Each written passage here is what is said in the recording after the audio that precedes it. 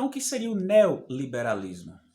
É, Às vezes é até um pouco complicado. Existem alguns autores que não gostam do termo neoliberalismo, né? Acham que é uma certa exageração, outros que dizem que não e tal. Enfim, não vamos aqui entrar nessas picuinhas, nessas minúcias teóricas, mas sim podemos falar de um neoliberalismo porque nós temos alguns pontos de, digamos, de divergência, de ruptura, de diferenciação, né?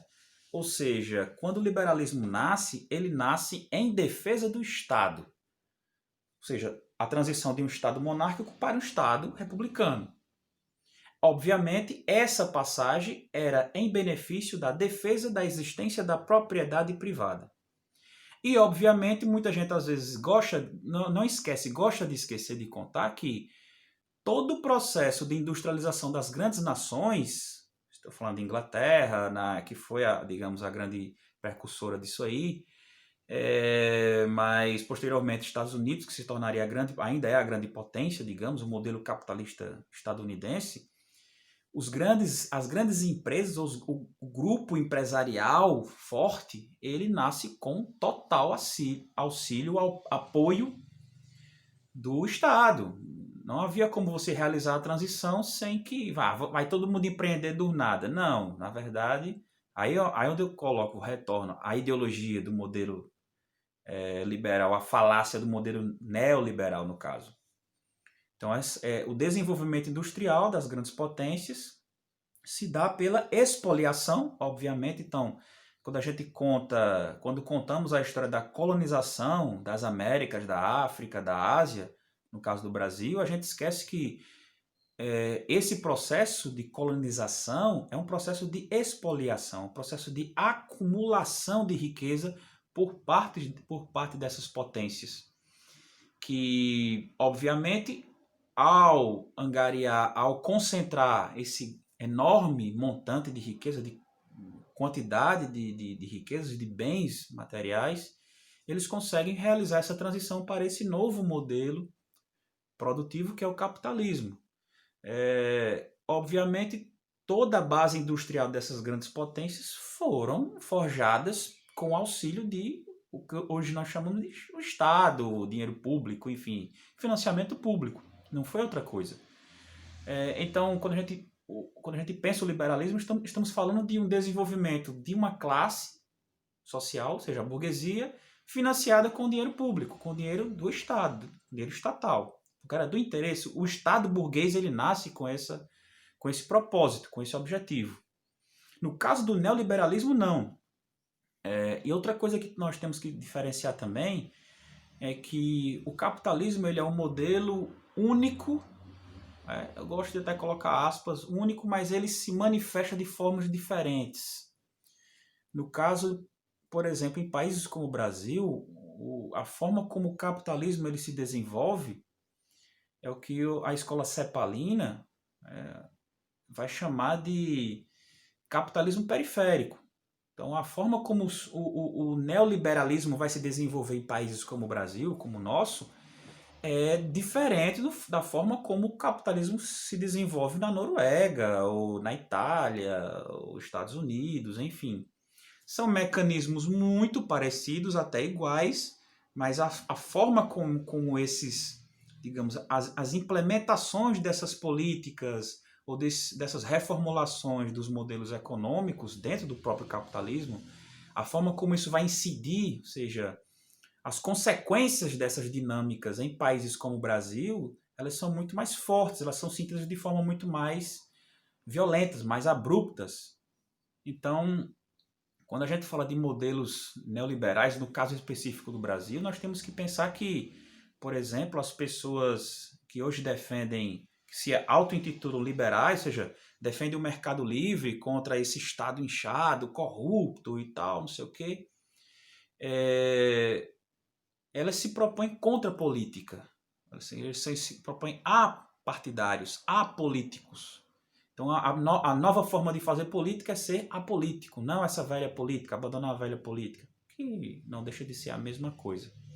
Eles se colocam contra o Estado, na verdade, defendem um modelo de mercado livre com uma diminuição do Estado.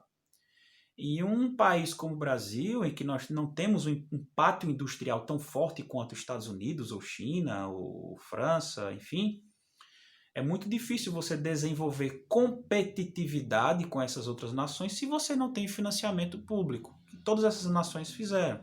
Veja o caso da China, que nos últimos 20 ou 30 anos vem investindo maciçamente, ou seja, dinheiro público sendo investido na ampliação do seu pátio industrial. Por isso a China hoje produz praticamente 3/4 de todas as matérias dos bens industrializados do mundo. Ou seja, um pátio industrial chinês é enorme, mas financiamento público, isso não tem nada a ver com comunismo nem socialismo, não. Isso é a base do desenvolvimento do capitalismo, né, nos seus primórdios, ou seja, na fundação daquilo que nós conhecemos como liberalismo.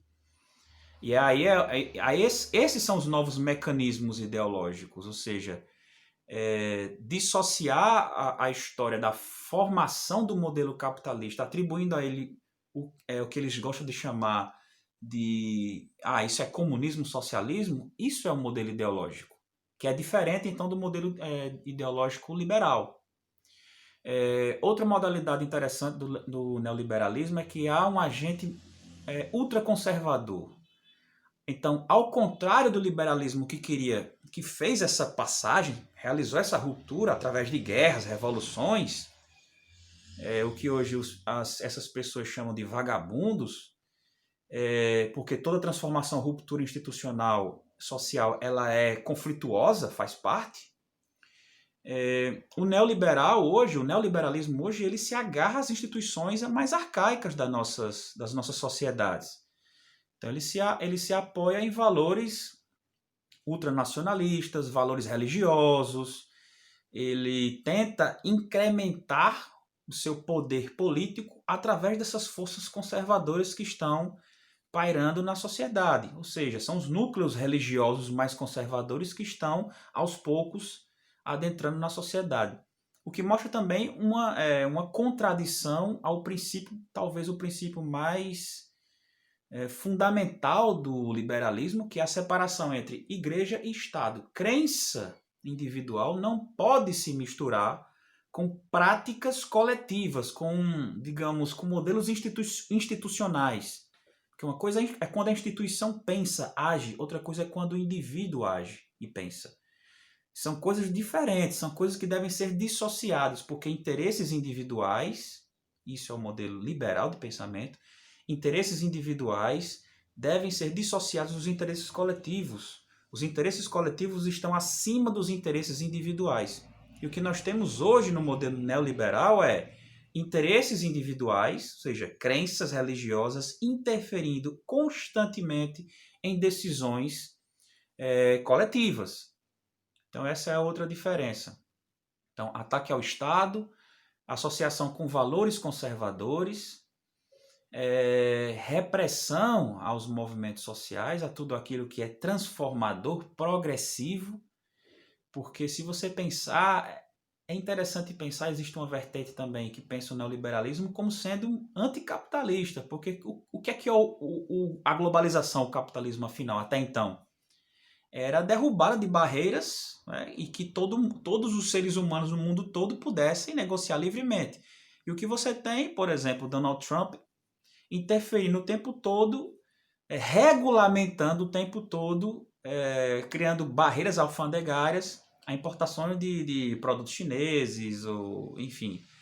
Então você tem, e aí novamente ideologia, então você tem um discurso que não, eu não sou político, eu sou empresário, então o cara se elege. Viva o mercado, porque ele tem um modelo empresarial na cabeça, mas ao mesmo tempo, por trás, ele faz intervenções no mercado, no sistema econômico. Então você tem todo esse jogo de interesses, e muito bem utilizado com a mídia também, que não havia naquela época. Hoje a questão das fake news também é muito, digamos, é fundamental para o funcionamento de todo esse maquinário ideológico. E tudo aquilo que seja contrário a isso é posto como inimigo. Ou seja, o inimigo não é mais o agente conservador, porque eles são os conservadores, como era no caso do liberalismo, que tudo aquilo que era contrário àquele progresso que era inevitável desenvolvimento das novas forças materiais de produção, que era o capitalismo que estava nascendo, eram considerados conservadores. Então, os liberais eram, na época, digamos, era a esquerda revolucionária, se pensarmos dessa maneira. E os absolutistas e tal eram os conservadores da extrema-direita, digamos assim. E hoje não, nós temos um modelo de Estado que é completamente retornar a um modelo que é pré-liberal, mas colocando o mercado num patamar muito mais elevado, inclusive contradizendo aquilo que é colocado nas matrizes do pensamento de Adam Smith, por exemplo. Deveria existir um limite para as privatizações ou para aquilo que ele chamou de mão invisível. Certas coisas, certas propriedades, digamos assim, não deveriam ter tanta intervenção por parte dos mercados. Então, as últimas crises econômicas dizem respeito justamente a essa possibilidade absurda e limitada que sujeitos, agentes do mercado, setor privado, conseguem ao manipular dados, ao manipular transações econômicas. Então, eles movimentam grandes contingentes da base política para manipular toda a sociedade, ou seja, gerenciar toda a riqueza que a sociedade, que a coletividade produz e drenar essa riqueza para o bolso de pouquíssimas pessoas. Então há uma concentração de renda extremamente brutal. Apesar de que eles vendem muito, muito bem, vendem muito bem e muito caro, porque as pessoas continuam acreditando nisso, a lógica do empreendedorismo. Então, se você batalhar todo dia, acordar cedo, bababá, você vai chegar lá. E o que estamos observando ao longo dessa trajetória da formação, do desenvolvimento do modelo capitalista, até aquilo que foi pensado pelos seus criadores, seus mentores, aqui nós temos um modelo de capitalismo totalmente focado no enriquecimento de pouquíssimos sujeitos. E que isso simplesmente estabelece um vácuo, um abismo extremamente brutal, violento, entre o Estado, ou seja, entre a plataforma política, e aí é onde a sociedade civil pode se organizar para reivindicar suas demandas, enfim, seus anseios, suas necessidades, e a outra esfera que é a economia. Então a economia inchou demais e ela consegue suplantar essa outra plataforma, essa outra base, que é a base onde nós, sujeitos ordinários, temos a possibilidade ou a capacidade de reivindicar as nossas necessidades, os nossos desejos, os nossos anseios. Beleza? Então, basicamente é isso aí.